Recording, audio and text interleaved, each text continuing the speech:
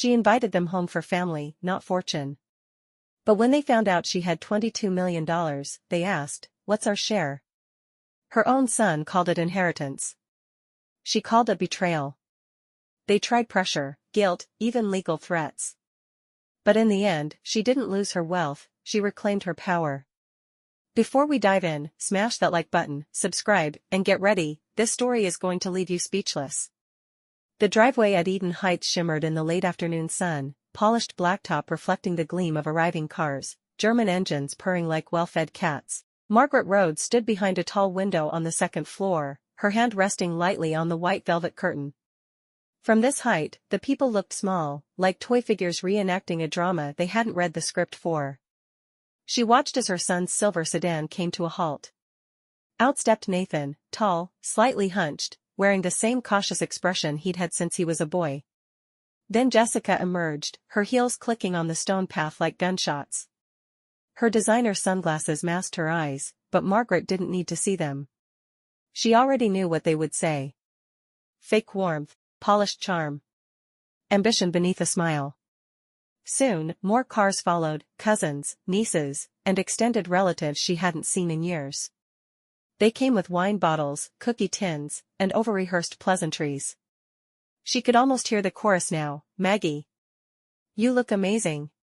We've missed Eden Heights so much. Wow, how do you keep this place running on your own?"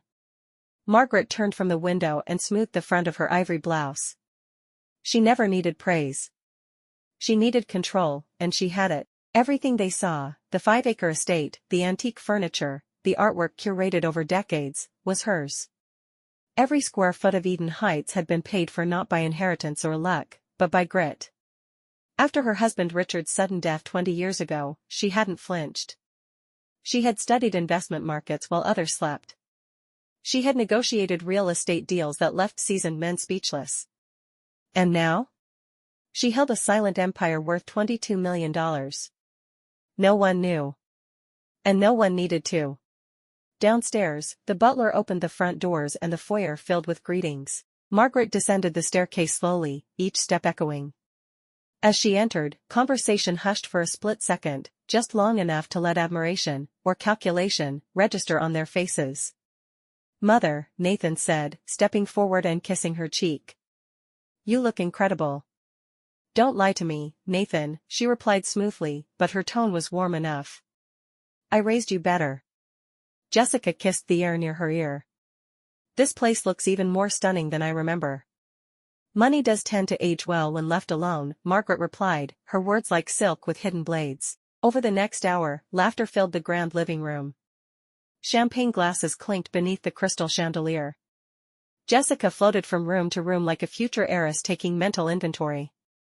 Nathan stuck close to his mother, playing peacemaker in advance. Cousins Rachel and Emily joined the mix. Rachel was observant, soft-spoken, and loyal. Emily, on the other hand, had the social grace of a wolf in pearls, sniffing for weakness, hungry for gossip. Dinner was served in the formal dining hall, a 12-seater lined with family portraits and ivory candlelight. The scent of roasted duck, garlic potatoes, and red wine filled the room. They toasted Margaret's health.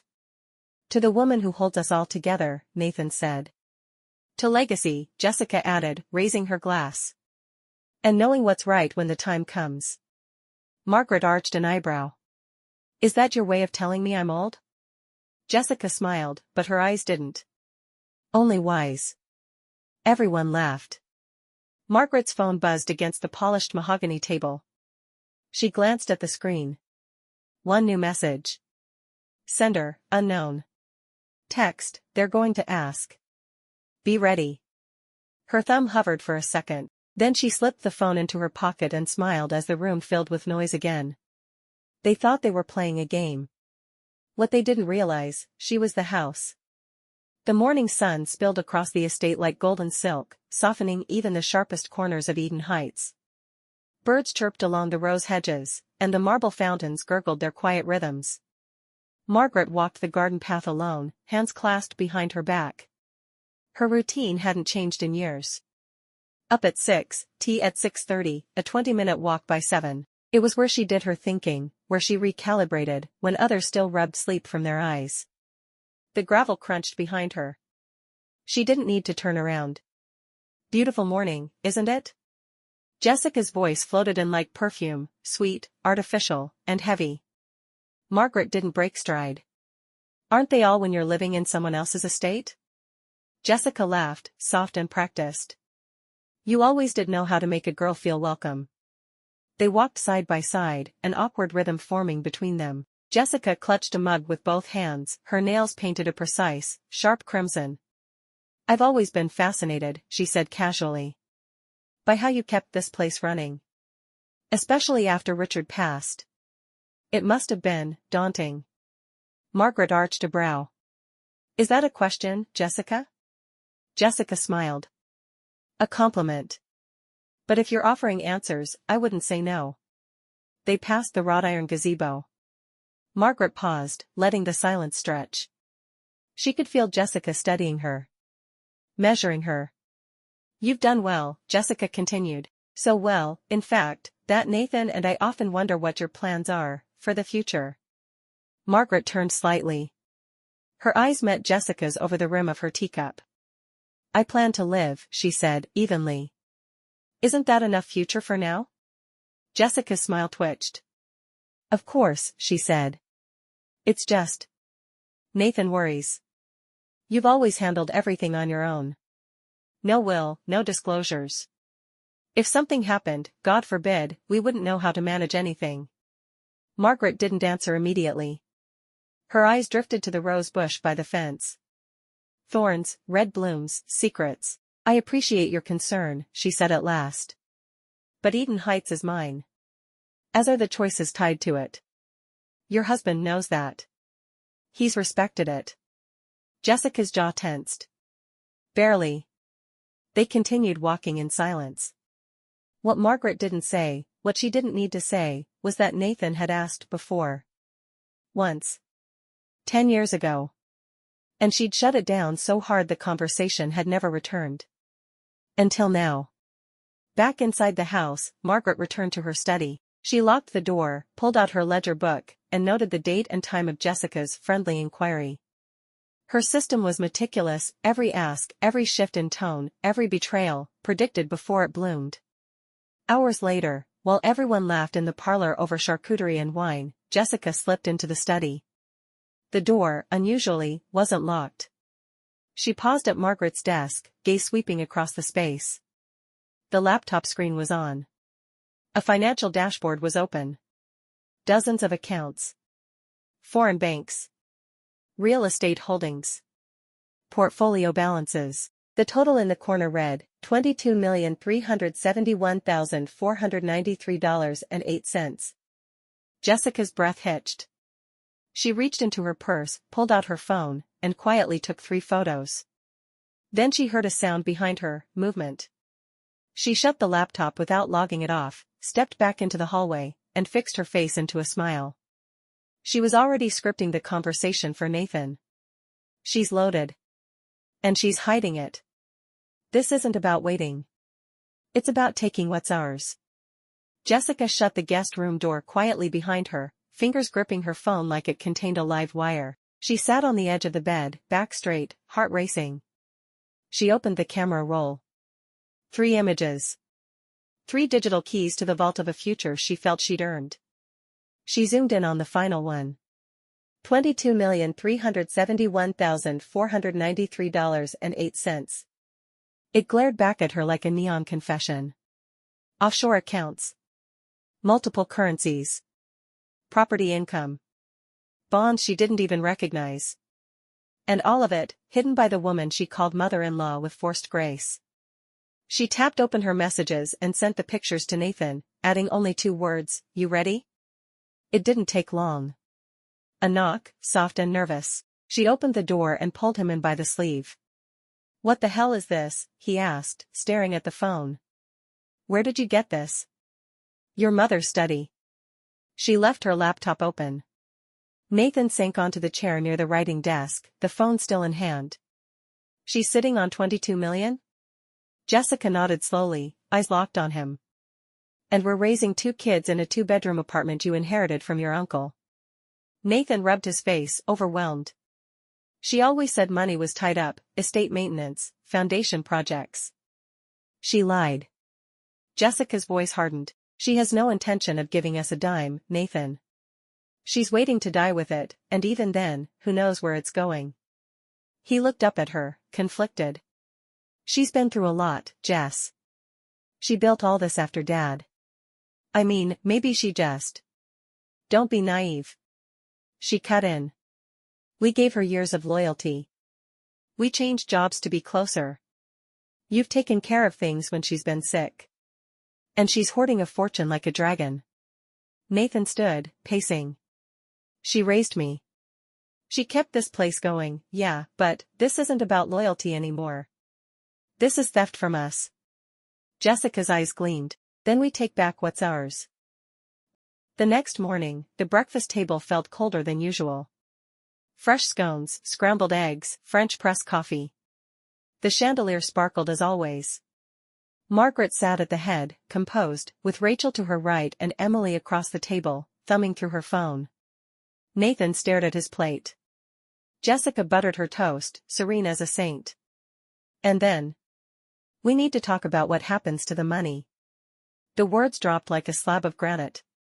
Margaret looked up slowly. Her fork hovered midair. Excuse me, she asked, her voice calm, far too calm. Jessica took over. The estate. The funds. The future. We feel, we deserve to understand where we stand. Margaret set down her fork. Nathan added, we're not asking for it now, Mom. We just want to be involved. In decisions.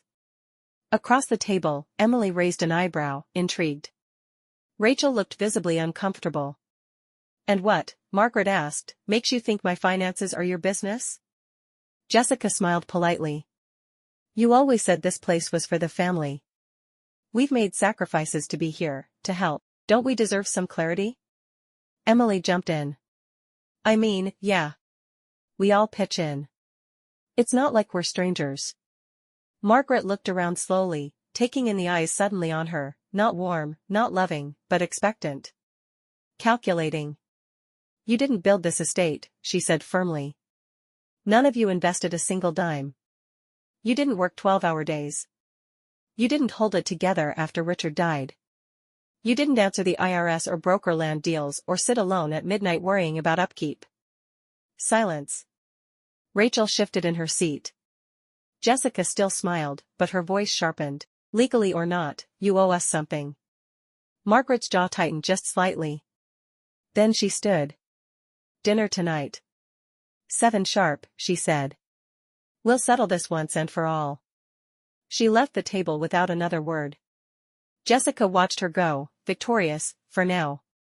Dinner was served on the antique walnut table, a dozen candles glowing between polished silver platters. Roasted lamb, glazed carrots, and fresh rosemary bread filled the room with a warmth that clashed violently with the chill in the air. Margaret Rhodes sat at the head of the table, expression unreadable, silver hair pinned back neatly, a glass of Bordeaux untouched before her. To her left sat Nathan, silent. Jessica, glowing with restrained smugness, dabbed her lips with a cloth napkin. Around the table, cousins and extended family filled the chairs, Emily sipping wine eagerly, Rachel quiet and watchful. No one laughed. No one toasted. It wasn't a dinner.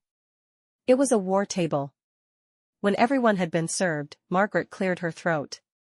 The room fell silent. Well, she said. You wanted transparency. Jessica leaned forward. We want fairness. Margaret turned toward her. Do you? Jessica nodded. You said this estate was for the family. But we've never seen a will. We've never heard of a trust. We live modestly, while this estate glows with old money and secrets. Nathan added quietly, Mom, it's not about taking anything from you. But you're not getting younger. We deserve to know what comes next. You have over 20 million in assets. Don't we have a right to be part of that conversation? Margaret let the words settle in the air. Then she set down her wine glass. You say we deserve, she began, slowly, her voice measured like a judge delivering a sentence. But let me remind all of you, no one here deserves anything. Jessica stiffened. I was 27 when Richard died, Margaret continued. This house was half renovated, our debts were high, and we had one savings account between us. I took that broken life and I rebuilt it. She looked at Nathan. I didn't lean on you. You were a child. I didn't ask Jessica for business advice. I didn't ask Emily to help manage the estate. She glanced around the table, her eyes sharpening. What I built alone. With my mind, my discipline, and my risk. Emily chimed in, sarcasm laced through her wine-drenched words. Well, maybe you didn't ask, but we've been around. We've supported you. Holidays. Birthdays. Check-ins. That's not worth anything? Margaret's gaze snapped to her. Support isn't a down payment, she said flatly. And love, if it ever existed in this room, should never be used as leverage. Jessica sat back, her eyes narrowing. You're hoarding wealth while your son's family scrapes by in a cramped apartment. You dine under chandeliers while your grandkids share bunk beds. Margaret's voice dropped lower. And I recall offering you a place here, which you refused because you wanted independence. Now you want a slice of something you refused to help build. Jessica looked ready to speak, but Margaret wasn't finished. You speak of rights. What rights? Did you write a single check when the roof caved in during a winter storm? Did you consult on the commercial property I flipped to fund the trust? Did you work nights?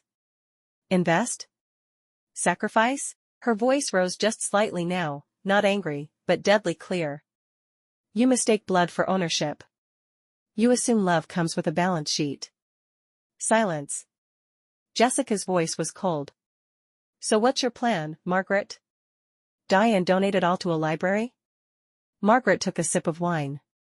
Then calmly, she said, you'll find out tonight. Murmurs rippled through the table.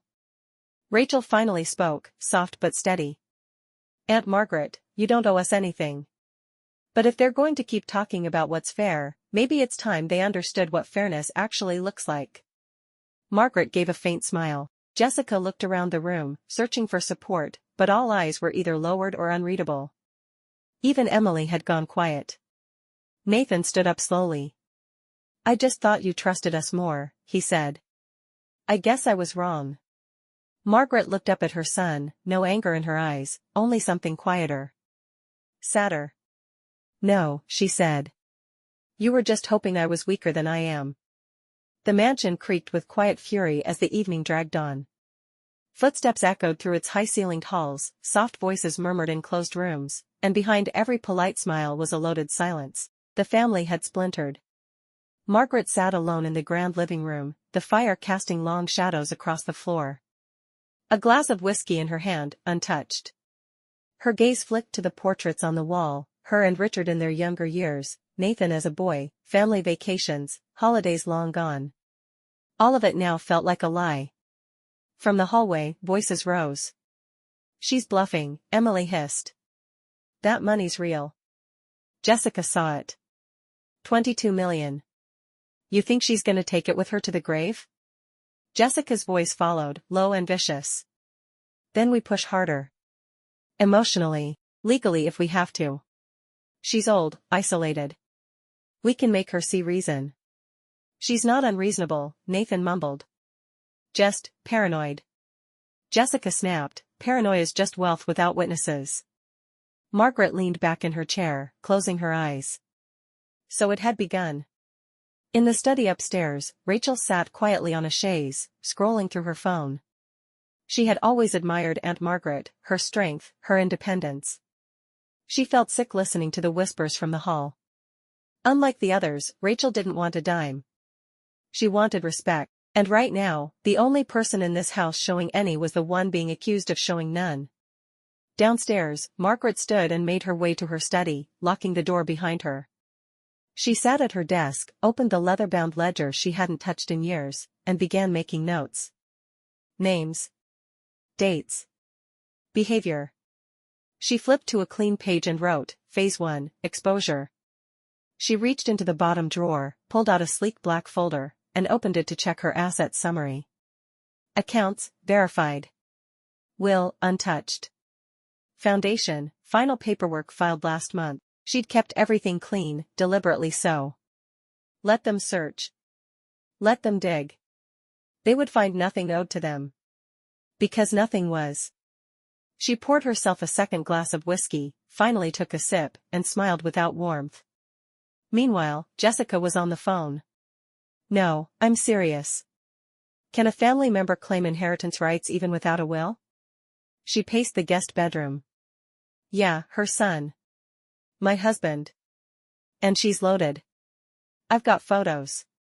Screenshots. She has no listed beneficiaries. A pause. Then tell me what we need to do to change that. Back in the kitchen, Emily sat with Nathan. She's got all the power right now. But if she dies tomorrow, poof, it transfers to whoever's listed. What if that's no one? Nathan rubbed his temples. This feels wrong. Emily leaned in. What's wrong is your mom hoarding millions while her son can't even fix a broken water heater. He stared at his half-empty glass. Maybe we ask again, he said. With pressure. Make her feel isolated. Or. Emily raised an eyebrow. Or we wait. Old age has a way of solving things. Margaret heard it all. She always did. A hidden vent behind the walls of Eden Heights had once been used to keep an ear on her husband's late-night meetings. Now, it served a better purpose. She leaned back in her leather chair and whispered to herself, they want a fight. Let them taste the first blow. She clicked a pen and began drafting invitations. Tomorrow night, she would host a dinner. One final gathering, before the war began. The invitation was simple. Tucked beneath each bedroom door by morning. 7 p.m., Margaret's study. All must attend. Formal dress required. The elegance of the message didn't soften the underlying chill. Whispers rippled through the estate all day. Jessica's eyes were alight with greed. Emily wore smug anticipation like perfume. Even Nathan tried on a suit jacket he hadn't touched in years, pacing silently, unsure whether to feel guilty or victorious. Only Rachel looked anxious. At precisely 6:59, the double doors of the study opened. The room had been transformed, bookshelves cleared, curtains drawn. A long walnut table sat at the center. Velvet chairs, one for each guest. Candles flickered. A single black envelope sat at the head. Margaret entered last. She wore a charcoal gray blazer and a black silk blouse. Her posture was regal, composed. Eyes sharp as crystal. She said nothing at first. Just let them sit in silence. Let the weight of what they thought was coming fill the room. After a moment, she picked up the envelope, slid out a stack of papers, and held them in the air. Since you've all become so deeply invested in my future, she said, voice smooth and deadly calm, I thought it only right that I share the details. A ripple of movement, Jessica leaned forward, eyes gleaming. Nathan stiffened. Emily stifled a grin. This, Margaret continued, is my legal will. Drafted 5 years ago. Reviewed every 6 months. Notarized. Filed with the state. And still, entirely valid as of today. She paused. No one here, she scanned the table, is listed as a beneficiary. The words hit like a thunderclap. Jessica blinked, her smile faltering. Margaret continued, coolly. All financial assets, properties, and holdings are held in my sole name. Upon my passing, all liquid and non-liquid wealth will transfer to the Rhodes Women's Foundation, a trust fund built to support legal education, housing, and scholarships for underprivileged women in Chicago. The silence was deafening. Wait, Emily said, laughing awkwardly. That's not real. That can't be. Oh, it's real, Margaret replied. I can send you the registration number if you'd like. Jessica stood, trembling. You mean to tell us, you're giving everything away? To strangers? Margaret looked at her, stone cold. To people who need it. Who won't turn love into leverage. Nathan finally spoke. Mom, you made all this without telling us anything. And now we just, don't matter? Margaret's voice softened just slightly, but it cut deeper. You mattered when you were kind. When you visited because you cared. When you called because you missed me. But now? You've turned into scavengers waiting for me to die. Jessica's face flushed. We're your family. No, Margaret said. You're a reflection of everything I feared wealth would bring out in people. You've proven I was right. Rachel looked down, her eyes misting. She whispered, I had no idea. Margaret turned to her. You're the only one who didn't ask for anything. That means everything. Jessica pointed a shaking hand toward the table. This isn't over. That money. Margaret raised a hand. Is mine. And will remain mine until I choose to give it elsewhere. Emily snapped, You'll die alone. Margaret's voice dropped to a whisper. Better alone than surrounded by vipers who pretend to be kin. She pulled out a final paper, a letter of affirmation from her estate attorney, verifying that any contestation of her will by family members would result in an automatic, irrevocable forfeiture of access to the estate. The clause was binding and airtight. The room cracked with tension. Jessica's lip trembled. So that's it? After everything? We get nothing? Margaret held her gaze. You earned nothing. And with that, she stood, gathered the documents, and placed them into a secure case. You may stay one more night in my home, she said without looking at them, and then I want every one of you gone by tomorrow afternoon. She walked out, leaving a stunned silence in her wake. Rachel watched her go, then turned to the others. You asked for honesty, she said softly. And she gave it to you. Jessica sat down hard, stunned. Emily just stared at her empty wine glass, as if it might refill itself. Nathan didn't move. His shoulders were slumped. He looked like a boy again. Emily leaned toward him, whispering just loud enough, You know, if she dies, it all reverts before that foundation activates. No taxes. No time delay. Just transfers. Nathan didn't respond. But the spark had already caught. Night fell heavy over Eden Heights, but sleep did not come with it. Down long oak corridors, behind ornate doors, murmurs bloomed like rot. The kind of whispers that crawled, calcified, and made a home in the dark. Jessica paced the guest room like a caged animal, her bare feet soundless on the plush carpet. Her phone glowed in her hand. She was rereading the clause Margaret had shown them. Contest the will, forfeit all. Elegant. Final. Cruel. But even the tightest locks could be broken if you found the right pressure point. Nathan sat on the bed, hands clasped, pale. She's serious, Jess. She's not changing her mind. Jessica spun on him. Then we make her. Nathan flinched. What does that even mean? It means, she said slowly, we stop being polite. We stop acting like guests. We push. Not with threats. With guilt. With need. Nathan shook his head. That's not going to work. It will, she said sharply. We remind her she's alone. That she's aging. That without us, this place dies with her. And if that doesn't work. Her voice trailed off. Nathan looked up, voice unsteady. You're not talking about hurting her. Jessica stared at him. Of course not.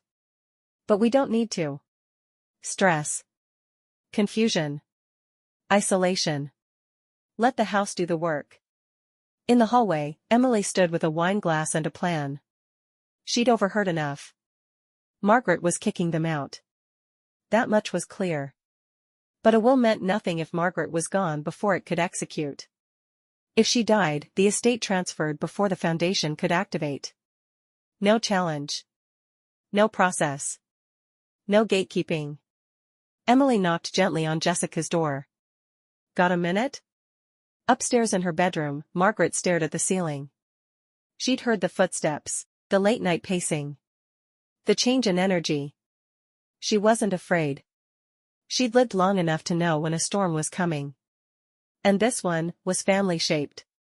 She rose slowly, crossed to her bookshelf, and slid out a hollowed-out volume of Pride and Prejudice. Inside, a small voice recorder blinked red. She'd placed it in her study the day before. Not because she feared theft, but because she anticipated betrayal. She pressed play. Jessica's voice, faint but clear, if she dies, the money transfers clean.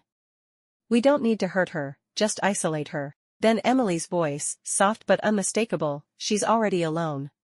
All we need to do is let that loneliness close in. Margaret exhaled slowly. So it had begun. Not just greed now. Not even ambition. Desperation. She walked to her closet, pulled out a small leather briefcase, and unlocked it. Inside, duplicates of every legal document. Copies of her will. Backup plans. Emergency contacts. She placed one thing on her nightstand. A small, square envelope with her handwriting on it. If anything happens to me, deliver this to the Rhodes Foundation office. Immediately, back in Jessica's room, the plan was evolving.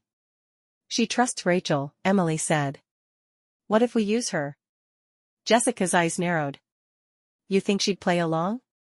No, Emily smirked. But if we make Margaret think she's turning too? Nathan stood, shaking his head. I'm done. This isn't who we are. Jessica crossed the room, grabbed his shoulders, and said coldly, this is who we've always been. We just never had a reason to admit it until now. Down the hall, Margaret stood in the shadows of her own corridor. She had stepped out, quietly, to retrieve something from her private library, but now she stood still, watching the soft light leak from under the guest room doors. They had no idea she was awake. Listening. She wasn't scared. She was sharpening. The recorder clicked off with a sharp mechanical snap. Margaret sat alone in her study, lit only by the amber glow of a single desk lamp. Her hands, though steady, rested over the audio device like it was a weapon, and in truth, it was. She had listened to the full hour. Jessica, Emily, even Nathan. Their voices, each more casual than the last, talked about her as if she were furniture with a countdown. If she dies, when she gets weaker. Just keep her off balance. Margaret had known they were greedy. She hadn't expected this kind of planning, not from her own son. Not from the child she had once rocked through fever and fear. And yet, here they were. Plotting isolation. Emotional pressure. Passive decay. No, she wasn't afraid. She was awake. She opened her leather-bound ledger and added a new line. Jessica suggested Rachel be used to destabilize. Emily mentioned timing Margaret's decline. Nathan, silent but compliant.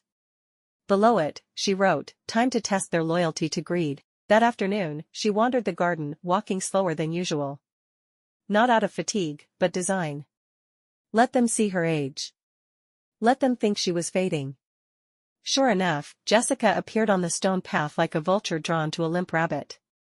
Everything okay? She asked sweetly. You look a little tired. Margaret smiled faintly, playing the part. It's nothing.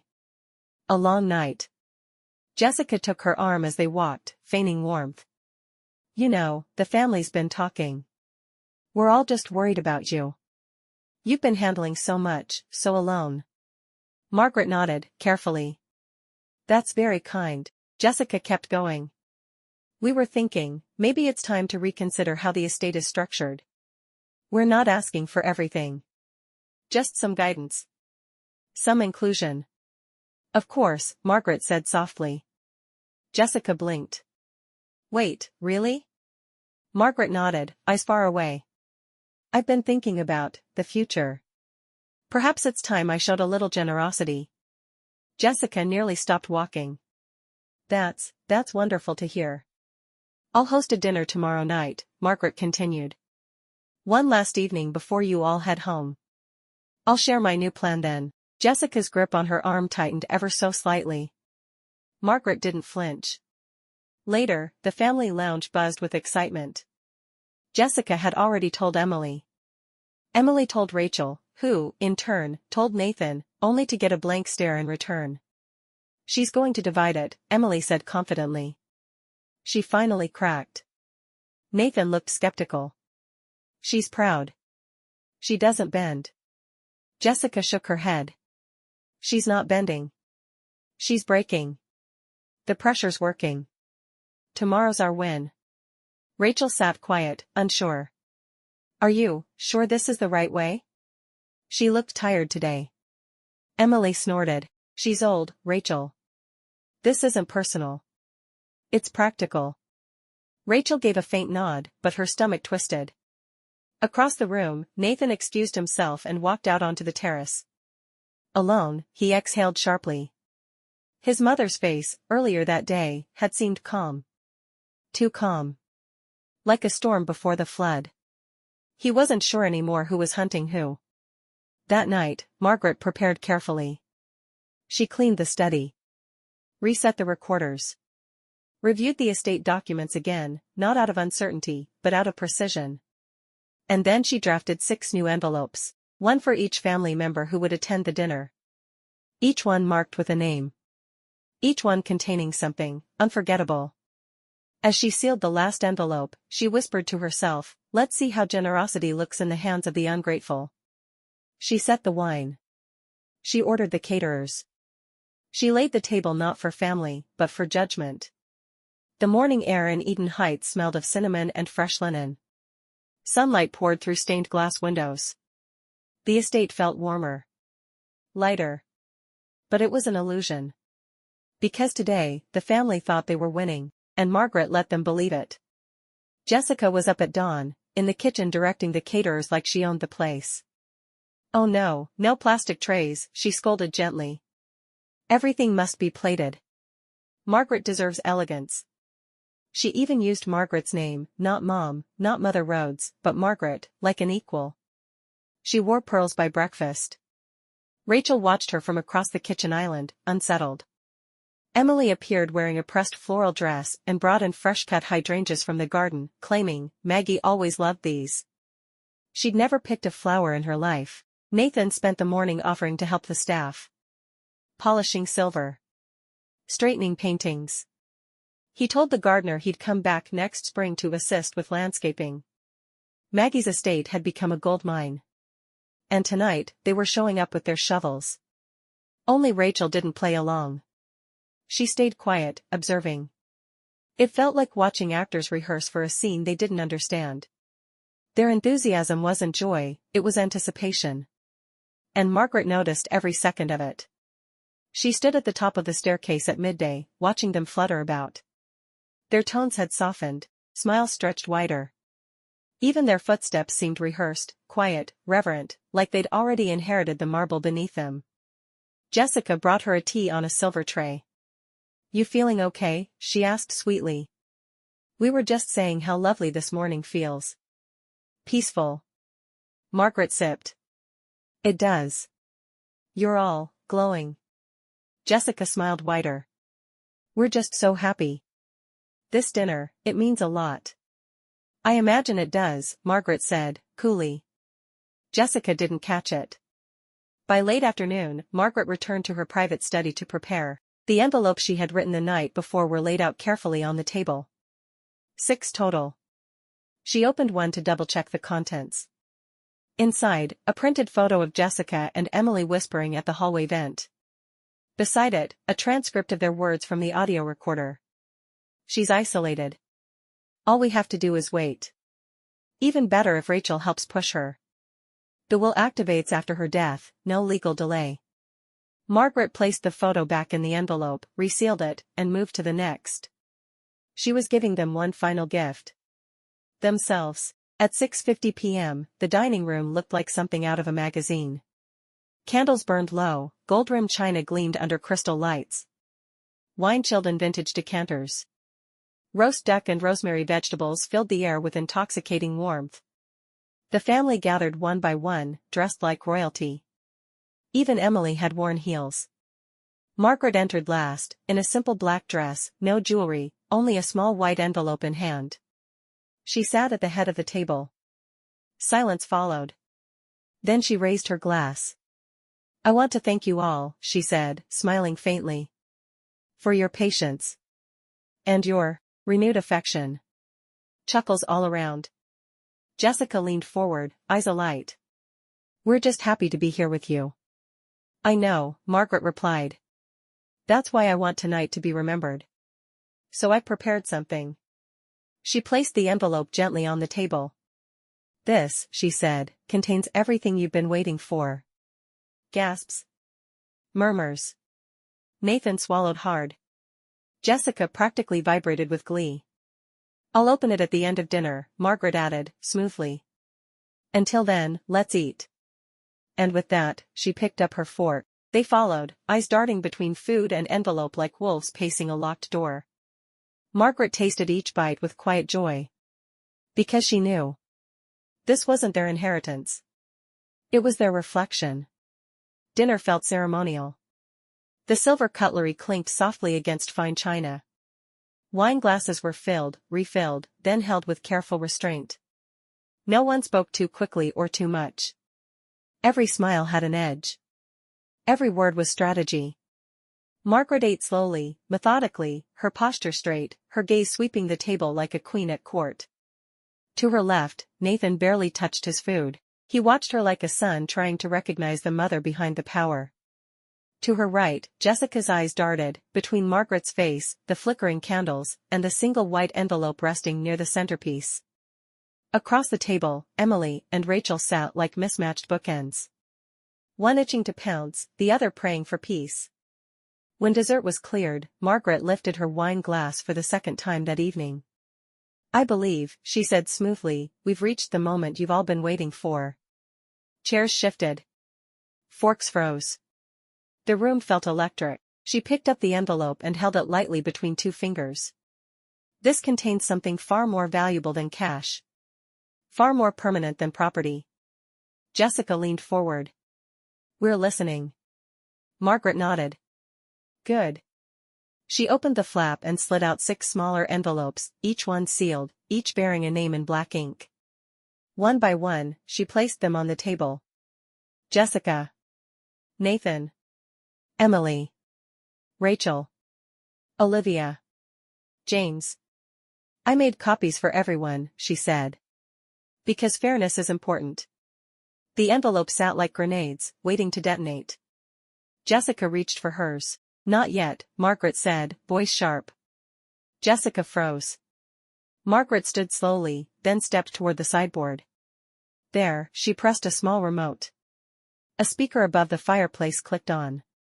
Then a voice played. Jessica's voice. If she dies, the money transfers clean. We don't need to hurt her, just isolate her. Emily's followed. She's already alone. All we need to do is let that loneliness close in. Gasps. Rachel covered her mouth. Nathan's head dropped. The audio continued, detailing strategies, manipulation, cold predictions. Margaret let it play for a full 2 minutes before pressing pause. Silence fell like a stone. Jessica was pale. Emily stared at the wall. Margaret spoke softly, evenly. You thought I was weak. You thought I was fading. That if you smiled sweetly enough, if you pretended hard enough, I'd reward you for your performance. She looked around the table. You underestimated me. And overestimated yourselves. Nathan opened his mouth, but she held up a hand. No apologies tonight. I'm not interested in hearing from actors still mid-scene. Jessica stood. This is a violation of privacy. No, Margaret said. What you did was a violation of love. What I did was simply record the truth. She gestured to the envelopes. Inside, you'll find transcripts. Copies of the recordings. And formal letters of exclusion, legal declarations reaffirming that you are not entitled to 1 cent of my estate, my businesses, or my home. Jessica's hand shook as she opened hers. Her face twisted with disbelief. Emily tore hers open. The transcript inside quoted her line verbatim, if she dies tomorrow, poof, it all comes to us. Margaret returned to her seat and folded her hands neatly on the table. I built my life from ashes. I gave you invitations, dinners, love. Not obligation. What you mistook for inheritance was never yours to claim. Nathan looked up, tears at the corners of his eyes. Mom, I didn't. But you didn't stop them either, she said, voice colder than ever. Silence is complicity. Jessica hissed, you're cruel. No, Margaret replied. I'm done being generous. She stood again, slower this time. Her shoulders square. Her chin high. You are all to be out of my house by tomorrow at noon. I've arranged for car service, if needed. Rachel spoke quietly, her voice cracking. What about me? Margaret looked at her for a long moment. Then she smiled, genuinely. You're welcome to stay. Jessica's chair scraped loudly against the floor. This isn't over, she muttered. Margaret tilted her head. For you, it is. Jessica stormed out. Emily followed in stunned silence. Nathan stood last, his eyes filled with something between shame and sorrow. He lingered, but Margaret didn't look back. She poured herself another glass of wine. Then said, softly, the true inheritance was character. And tonight, I learned who had any. She raised her glass toward Rachel, who sat still, shaken. To surviving family, Margaret said. The ones who didn't ask for anything, and deserved everything. Rachel lifted her glass with trembling fingers. The fireplace crackled behind them. The house, for the first time all week, felt quiet. Not empty. Just clean. Sunlight touched the estate with an almost mocking gentleness. Birdsong floated over the hedges. Dew sparkled across the garden path. It should have been a beautiful morning, if not for the silence inside. The dining room was abandoned. The candles from the night before had melted to nubs. The chairs sat empty, some askew, like a party that had ended mid-scream. Margaret stood in the foyer, already dressed in a crisp navy blazer and low heels. Her suitcase was by the door, not because she was leaving, but because she'd decided to spend the day at her lakeside apartment. Let the walls of Eden Heights breathe without the echo of betrayal. The staff moved quietly around her, eyes lowered, tension still lingering like smoke. Upstairs, a door slammed. Jessica stormed down the grand staircase, heels clacking furiously. You set us up, she hissed, tossing her envelope at Margaret's feet. You recorded us like a criminal. Do you think this will stand? Margaret didn't flinch. I think it already has. Nathan appeared behind her, hair unkempt, shoulders sagging.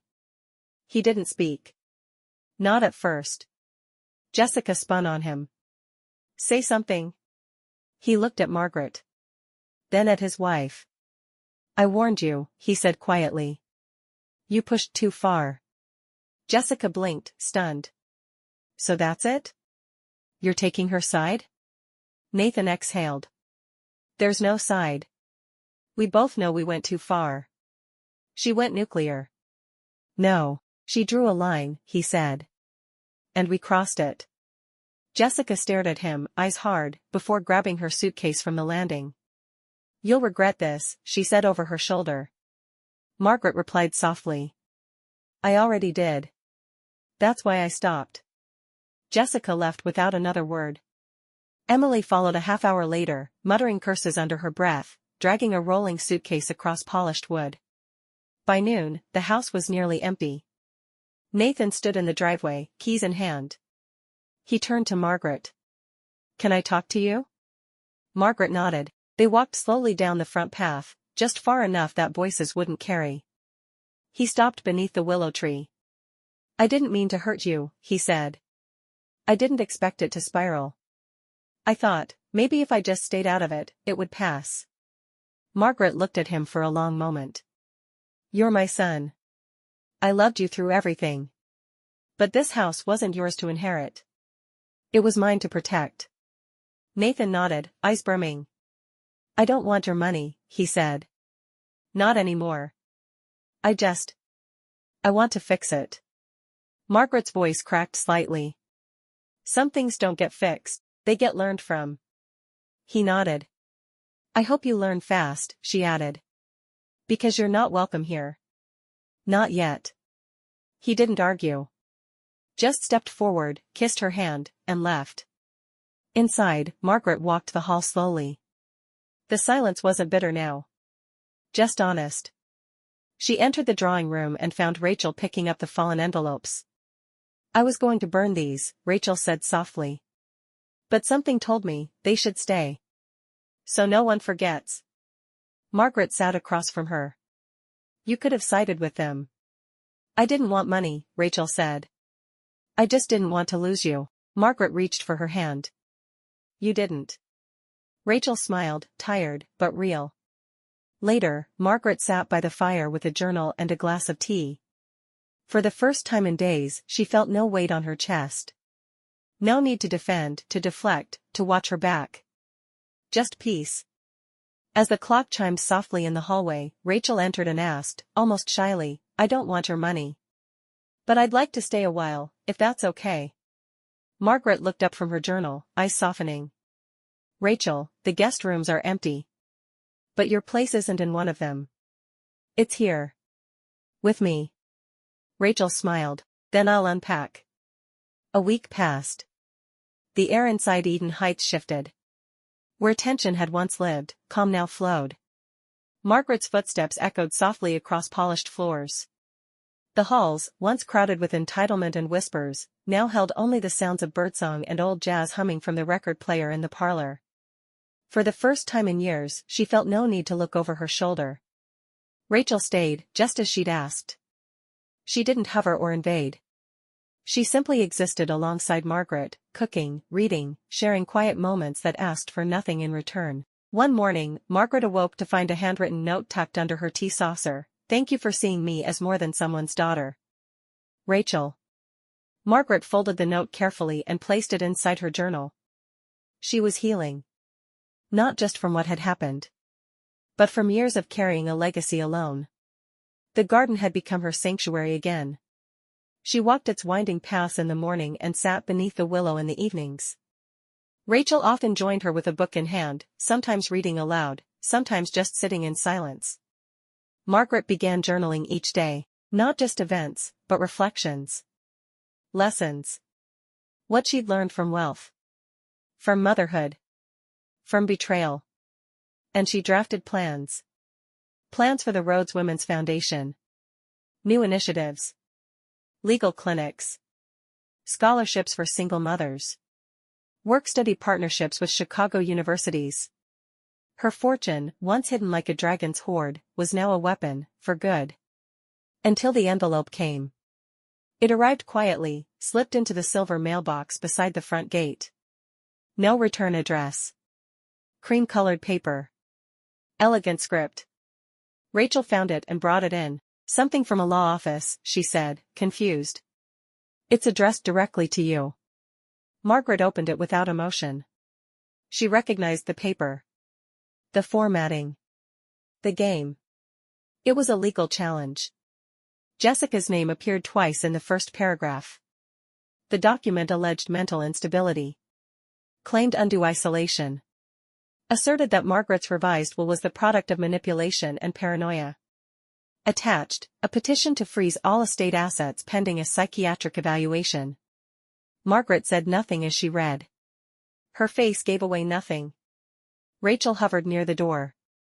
"Is it bad?" Margaret handed her the letter. Rachel's eyes moved quickly, then widened. "She's contesting your capacity?" Margaret nodded. "It's a desperate move. But it's loud. She can't win this. Right?" Margaret gave a quiet smile. "She already lost. This is just her tantrum." That afternoon, Margaret called her attorney. A woman named Teresa Lang, sharp as a blade and twice as fast. "This isn't just retaliatory," Teresa said. "It's insulting. But we'll dismantle it." Margaret leaned back in her chair. Jessica always liked controlling the room. Now she's trying to control the courtroom. "I'll file a response today. Full medical records. Mental health evaluations. You'll come out of this cleaner than before." "Good," Margaret said. "And Teresa, let's make it public." The pause on the line was brief. "You're sure?" She made it personal. "I'll make it a warning." That evening, Rachel found Margaret in the kitchen, chopping vegetables. "Is it wrong to feel angry?" Rachel asked. "No," Margaret replied. "It's wrong to let that anger change who you are." Rachel hesitated, then asked, "Are you scared?" Margaret stopped chopping. "No," she said simply. "She thinks this is about the money. But it's not.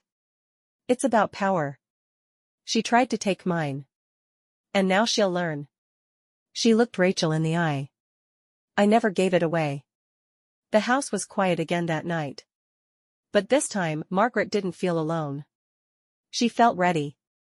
Because peace wasn't the absence of conflict. It was the presence of clarity. The letter was insulting, but expected.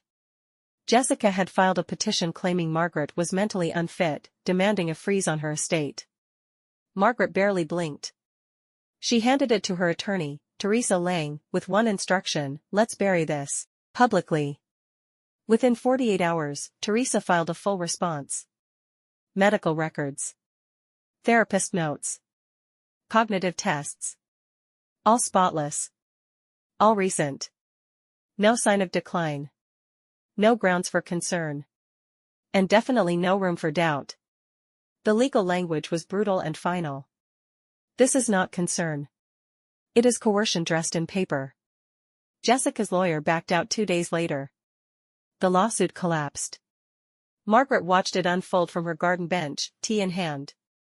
Rachel brought her a newspaper. Inheritance war ends quietly, Rhodes declared fit, lawsuit withdrawn. Margaret read it once. Then smiled. She thought she could question my mind, she said softly. Turns out she underestimated my memory. That night, she burned the lawsuit page in her fireplace. And for the first time in weeks, she slept without locking the door. Margaret was pruning roses when she saw him. Nathan. Alone. No suitcase. No Jessica. He stood by the gate like a boy who'd lost the way home. She didn't wave. Just nodded, and he walked the long stone path slowly, hands in his pockets. At the porch, he paused. I'm not here for money, he said quietly. I know, Margaret replied. I lost everything, he continued. Jessica. My peace. You. And I deserve that. I just wanted to say I'm sorry. Margaret studied him. The shadows under his eyes. The broken tone that no longer sounded like entitlement. Sorry is only useful if it comes with truth, she said. Do you regret what happened, or that it didn't work? He swallowed hard. I regret who I let myself become. That, finally, landed. Margaret stepped aside. Let him sit on the porch swing with her. They talked, about childhood, about his father, about everything that had been good before greed got in the way. He wiped his eyes. Do you forgive me? She exhaled. I do, she said. But I don't forget. And I don't rebuild what people chose to burn. He nodded slowly. I understand. She stood and opened the door behind her, not to let him in, but to go back inside. I hope you become the man your father dreamed you'd be. Nathan stood, choked. I'll try. She closed the door softly behind her. From the window, she watched him walk away. This time, it wasn't bitter. It was final. Eden Heights was quiet again. Not empty, just honest. The rooms no longer held tension, only air and memory. The garden bloomed brighter. The floors creaked without judgment. The ghosts had gone. Margaret sat at her study desk, Rachel beside her, reviewing papers. A new will. A finalized foundation trust. A plan for every cent she owned, each dollar now set to outlive her in the hands of women who actually needed it. No family name. No heirs by blood. Only purpose. She walked the garden path at sunset, a soft breeze brushing against her cheek. Rachel caught up beside her, holding a glass of iced tea. The phone's been quiet lately. Margaret smiled. Silence is beautiful when you've earned it. They reached the willow. Margaret looked up at its branches. I used to think legacy meant family, she said. Now I know it means impact. Rachel nodded. You chose your peace. Margaret turned to her. No, I fought for it.